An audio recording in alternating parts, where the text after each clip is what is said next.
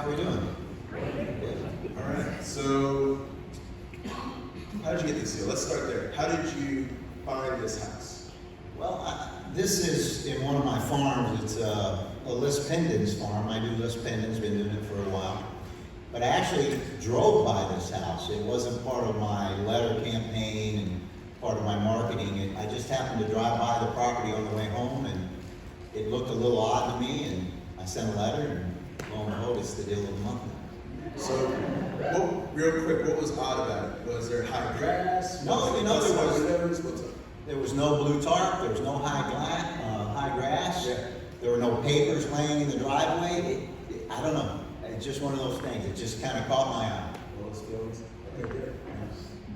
So, wow. You have opportunities, right? You see that? All right. Well, you gotta explain that. It's up there. Well, As quickly as you can. As quickly as I can. So this has a lot of engineering involved. We call it transaction engineering. This was a list pendants. We used a... Could you explain what that is? List pendants is suit pending in Latin for most of you, and that's when anything happens where someone brings a suit against you, the first letter you get is a list pendants letter. In this case, obviously, it was about her mortgage. This was a woman's mortgage that came under list pendants, which is pre-foreclosure. This has multiple layers to it, so I'll go quickly. We did a limited power of attorney. We did subject to, or what we call our TOPS program. And I also brought in I have private money lenders who made significant money on this deal as well. So this one had more turns and twists than an old wooden roller coaster. Sure. All right, awesome. And then the after repair value, that's based on... Yeah, so this is in a really hot market. You guys may or may not know DeBerry, the River City. They're building a new town center. There's lots of building going on there. This property's right off of I-4 on the exit. It's just a really hot market. Don't go there, stay away from there. Now we'll jump into the repairs. So you had repairs listed at 25. You obviously stated that. So Yes. talk about that briefly. So what I decided to do is keep this as a long-term hold in my Florida portfolio. So I over-repaired it a little bit because I want top dollar in the rental market. And I also see what's going to happen in the vision in DeBerry because of where it's located and what's going to happen on that corridor. So it was an opportunity for me to get my feet wet again, do a little renovation, and there was a little bit of money in it so I could do those kind of things. Now, did you do it yourself, or did you have a Oh, no. I use, one of the reasons you guys are all sitting here is there's wonderful vendors here, there's wonderful people here that know what to do, and I don't swing a hammer anymore because I like my fingers. Excellent. So let's just run through the numbers again. So you got market value 230. The first mortgage balance. What's that? Explain that. First mortgage balance, that's that subject to or takeover payments. The woman was in foreclosure. She had fought it herself, which was awesome. And I ended up going to court with her one day. So there's a lot to this story. It's a great story. That'll be in the next month newsletter, so please read it because it's a wonderful human interest story. This is a people business. This isn't a house business.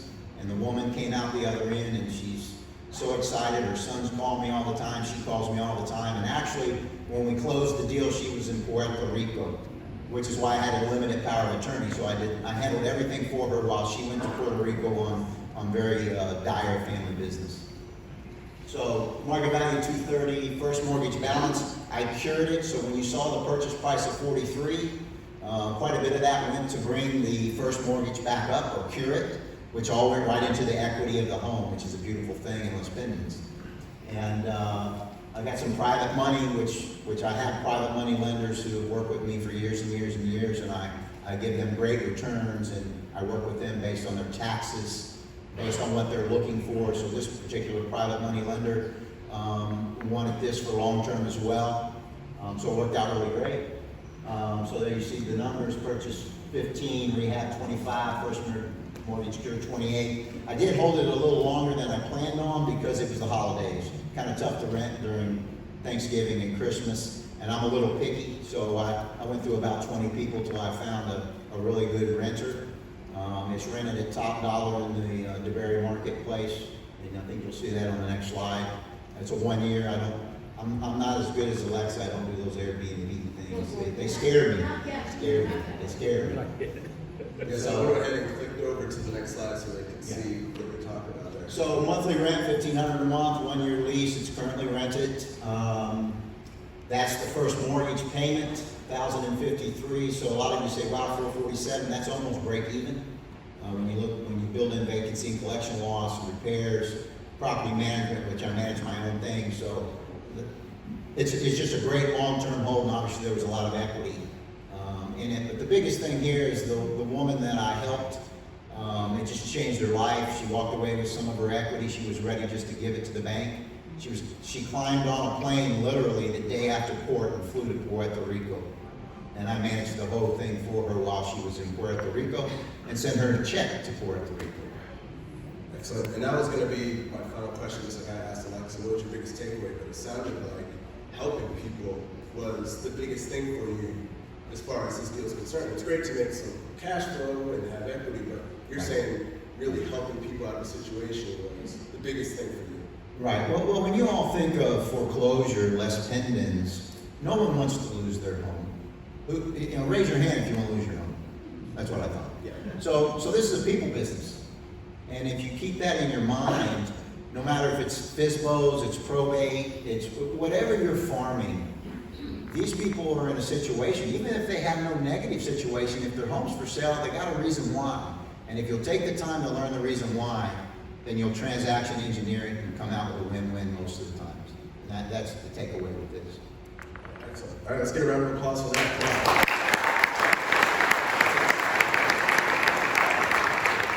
So now we'll open it up for questions. So if you have any questions, just raise your hand. And if you could stand up, that way we can see you up here.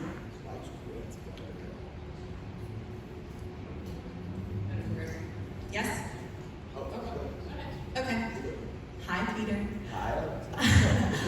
So you mentioned that you work with private lenders to help them with taxes, and I don't see a payment to your private lender. So are you not doing a payment to your private lender? Can you explain that to the rest of us? Well, now you're getting personal. I like that. Yeah, some of my private lenders aren't interested in payment. They're interested in long-term appreciation. They don't need the payment. This happened to be a case with this young lady who I've worked with for over 20 years and made her a significant amount of money. She made money on the buy. Her equity position in the property was significant of what I offered her. And we just have a long-term relationship, and I urge all of you, there's so much money out there. If you're good at what you do or get good at what you do, then there's lots of people that will give you their money to put in safe, secure, long-term holds. This is in a land trust, so we mitigate most all liability. For those of you that understand Florida land trust, I urge you to learn those, and you mitigate a lot of the liability. And it's just a beautiful deal for her, and for me, obviously. I hope that answered your question.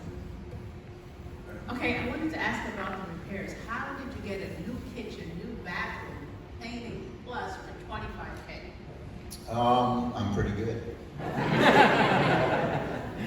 No, actually, there's pretty good people here. So the kitchen, Greg Chenard, I don't know if Greg's here. If you guys need a new kitchen, he's the bomb. I'm in a little town in DeBerry. I'm part of the community there. I use some wonderful painters there that I know. Just different things. There were a lot of things with this home.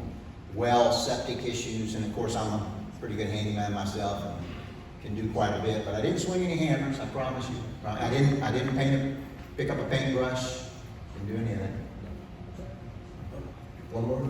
Can you please explain about subject to when you said I would take over the loan? Yeah, take over payments. We call that TOPS. It's easier to understand as TOPS program, but it is subject to the mortgage. So this woman had a current mortgage, and that's the other wonderful thing about this. That mortgage that I took over seasons 14 years already. So she was just, she was ill, her husband had died. There's always a story why things go into foreclosure, right? And they break your heart, if you have a heart. and it breaks my heart. So I was able to lift her spirits, help her. I went to court with her. I was her personal representative at court because she didn't quite understand everything, and she was eking towards summary final judgment. She threw her hands up. She was done. She didn't want to do it. And I'll tell you one more little thing is while we were signing the agreement, sitting on her couch, and I have a wonderful picture, it's not in this, me and her. The phone rang. Well, I didn't pay any attention. She looked at it, she hit the end button. We finished signing the agreement, we stood up, and she goes, "You're very lucky." And I said, "Yes, I am, but why do you say that?" She said, "Because that was one of the other people who wanted to buy my home, and they were offering me way more than you did."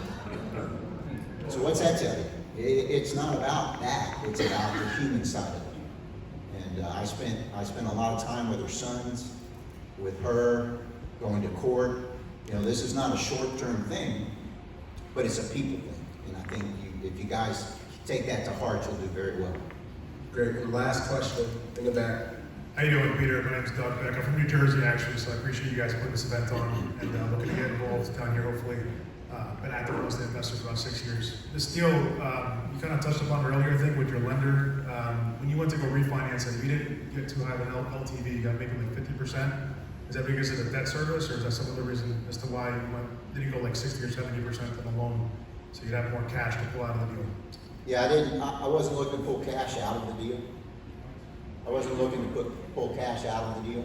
Put the microphone up, please, Peter. Oh, I'm sorry.